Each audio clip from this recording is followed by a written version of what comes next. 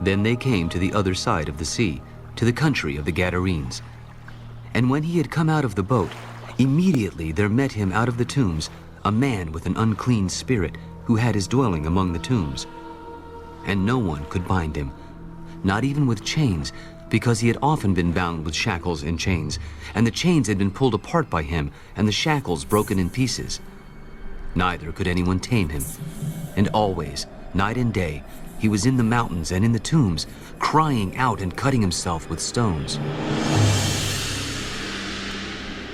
When he saw Jesus from afar, he ran and worshipped him. And he cried out with a loud voice, for he said to him, "Come out of the man, unclean spirit!"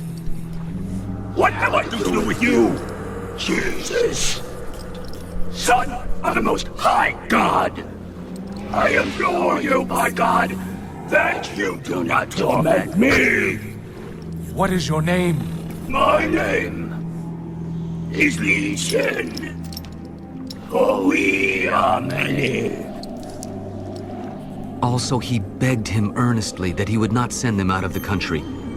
Now a large herd of swine was feeding there near the mountains, so all the demons begged him, "Send us to the swine, that we may enter them." And at once Jesus gave them permission. Then the unclean spirits went out and entered the swine. There were about 2,000. And the herd ran violently down the steep place into the sea and drowned in the sea.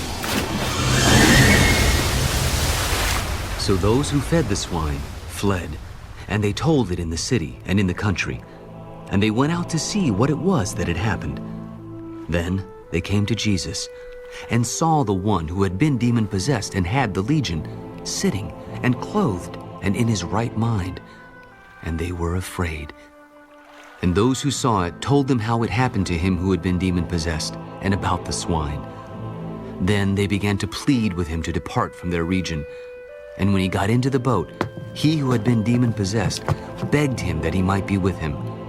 However, Jesus did not permit him, but said to him, Go home to your friends and tell them what great things the Lord has done for you, and how he has had compassion on you. And he departed and began to proclaim in the Decapolis all that Jesus had done for him, and all marveled.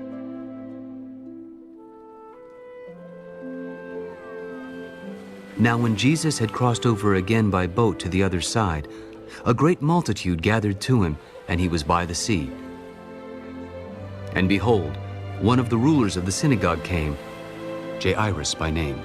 And when he saw him, he fell at his feet and begged him earnestly. My little daughter lies at the point of death. Come and lay your hands on her, that she may be healed, and she will live. So Jesus went with him, and a great multitude followed him and thronged him. Now a certain woman had a flow of blood for 12 years, and had suffered many things from many physicians. She had spent all that she had, and was no better, but rather grew worse.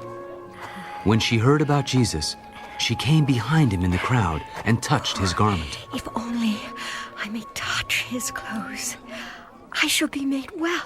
Immediately, the fountain of her blood was dried up, and she felt in her body that she was healed of the affliction. And Jesus, immediately knowing in himself that power had gone out of him, turned around in the crowd. Who touched my clothes? You see the multitude thronging you, and you say, Who touched me? And he looked around to see her who had done this thing. But the woman, fearing and trembling, knowing what had happened to her, came and fell down before him and told him the whole truth. Daughter, your faith has made you well. Go in peace and be healed of your affliction. While he was still speaking, some came from the ruler of the synagogue's house. Your daughter is dead. Why trouble the teacher any further? As soon as Jesus heard the word that was spoken, he said to the ruler of the synagogue, Do not be afraid, only believe. And he permitted no one to follow him, except Peter, James, and John, the brother of James. Then he came to the house of the ruler of the synagogue, and saw a tumult and those who wept and wailed loudly. Why make this commotion and weep? The child is not dead, but sleeping. And they ridiculed him. But when he had put them all outside, he took the father and the mother of the child and those who were with him and entered where the child was lying. Then he took the child by the hand. Talitha kumi. Which is translated, Little girl, I say to you, arise. immediately the girl arose and walked, for she was 12 years of age, and they were overcome with great amazement. But he commanded them strictly that no one should know it, and said that something should be given her to eat.